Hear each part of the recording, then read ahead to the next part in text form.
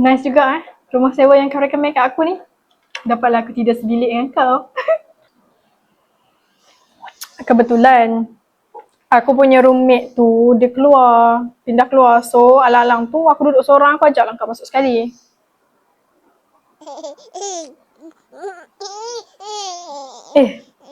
Kau tak cakap pun rumah ni ada baby?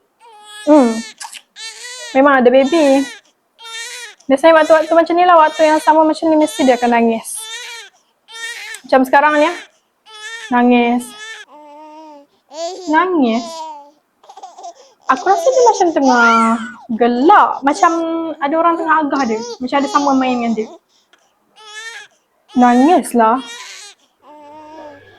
Nak pergi tengok lah. Mesti comel kan?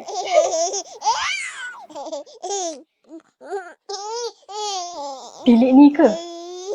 Maybe. Abaikan je. Rumah ni tak ada baby. So kalau korang dengar tu, maksudnya dia nak umpan korang lah tu.